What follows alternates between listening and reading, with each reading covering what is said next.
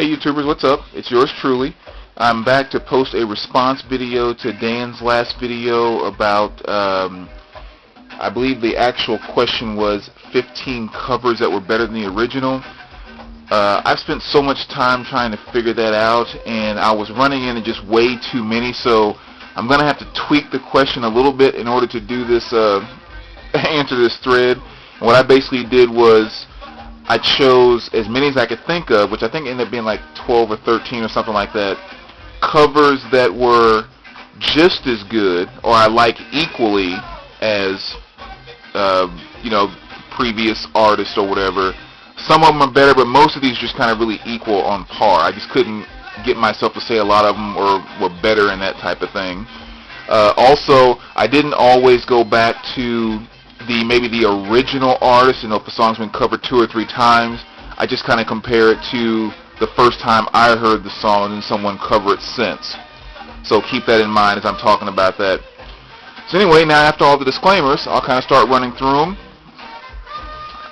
First one here was Blue Cheer, and of course we know the song from there I'm talking about is Summertime Blues.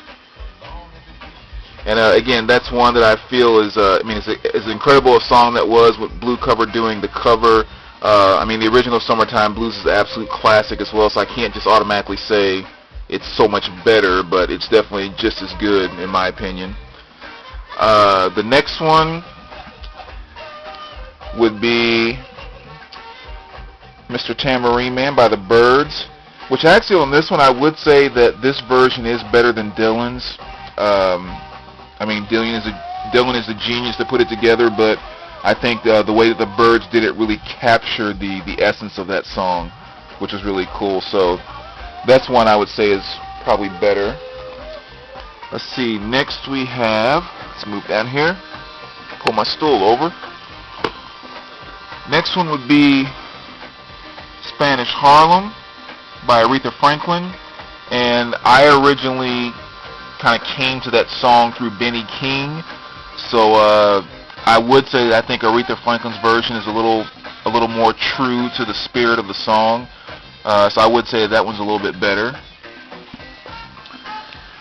See, another good classic one here, slide the stool back, would be Ike and Tina Turner, of course their cover of Proud Mary from Creedence.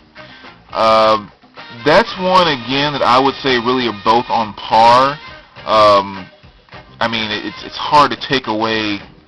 One was done kind of in the, obviously, more southern rock style, and one was taking a little more of the R&B, and it just worked really well for both. I can't really say that I like either version so much better than the other one, because they were both perfect. So that would be one. Down here. And this is one that kind of popped on my mind at the last second. Los Lobos, I believe I pronounced that. Their cover of Richie Valens' La Bamba, that was actually a pretty good cover considering. So that's one that I picked out as well to say are pretty much on par. I love Richie Valens' version, and I think La Bamba, or Los Lobos versions was pretty good as well. Let's see, what other ones did I have? Next one, Cyndi Lauper, When You Were Mine. That's a cover, I believe Prince was the one that originally wrote that song, and the genius he is. But I think Cyndi Lauper's cover was actually a little bit better than Prince's original version, I think.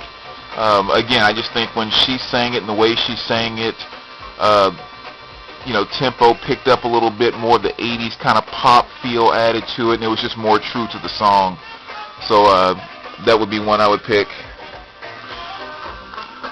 And then of course we go back down here to Tina, and here we're talking about Let's Stay Together. Of course Al Green did a heck of a version of that song, and again, that's one I would almost put them on par.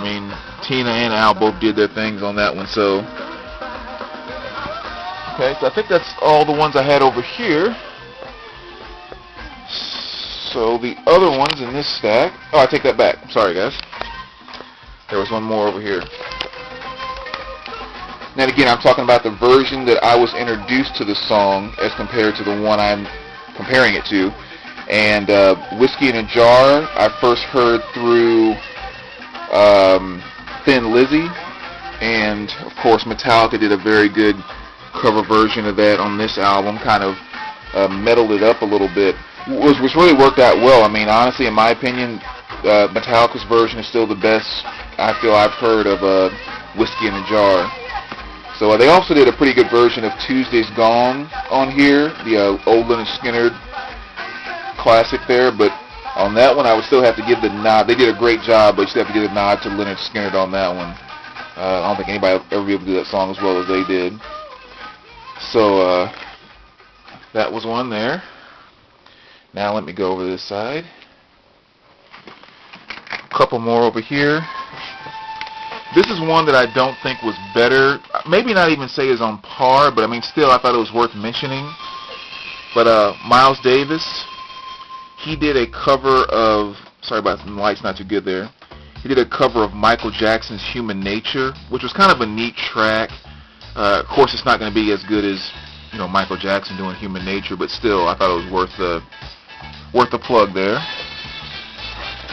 And then you get into one of the masters, I feel, of covers, which of course is Hendrix. And, you know, All Along the Watchtower, again, you know, Dylan wrote a classic. Dylan performed it great, but Hendrix took that song exactly where it was supposed to be. So I would actually have to give Hendrix the nod on All Along the Watchtower. And then if we go to Live at Monterey, there's a couple on here. He did a really good cover of A Wild Thing as well as Like a Rolling Stone. And, you know, Wild Thing, you know, I mean, Jimmy gave it more flavor with, you know, pretty much the guitar solos he was throwing in there. But can I say that it's completely better than the original version with the trogs and everything? I don't quite know if I'll go that far. But, you know, just with the guitar solos alone, that can almost push him over the edge, but I'm not willing to say that at this point.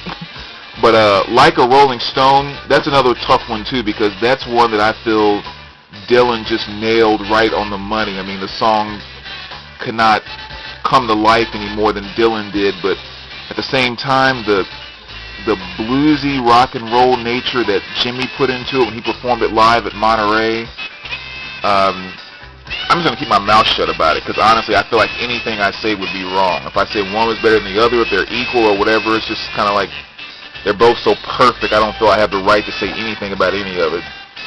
So, and the very last one, alright, actually there's two more. One of the last ones here I only have on CD, because I don't think they have a vinyl for this, which is Gary's Jewels. And he did a cover of Tears for Fears, Mad World, and I'm sorry to say, Tears for Fears, they completely missed the boat when they wrote that song. Because, I mean, obviously same lyrics, everything else, but that song was meant to be a ballad the way that Gary's Jewels sang it. And I know a couple people on here that's going to tick off a little bit, and She Knows Who She Is, a big Tears for Fears fan, But yeah, I mean, really, he slowed this song down and took it in just a smooth, mellow way that every time I hear it, that's all I can think in my mind is, you know, Tears for Fears, you missed the boat, because this is the way that song was supposed to be sang. So, and the very last one, there is not a vinyl, and I do not have the CD yet, but Taj Mahal did a cover of That's How Strong My Love Is. The first time I heard that song, I heard the Otis Redding version, and you know, so I know there's people that sang it before that, but that's the first version I heard, and without question, Taj Mahal just blows that one out of the water. I don't think you can sing that song any better than he did, and I'm sorry that they haven't pressed it on vinyl that I can show you, and I don't have the CD yet. But anyway, that's as close as I can get to answering the question properly, so Dan, I hope that's good enough. And as always, I will be back to share more stuff as soon as I get an opportunity. Alright, thanks YouTubers.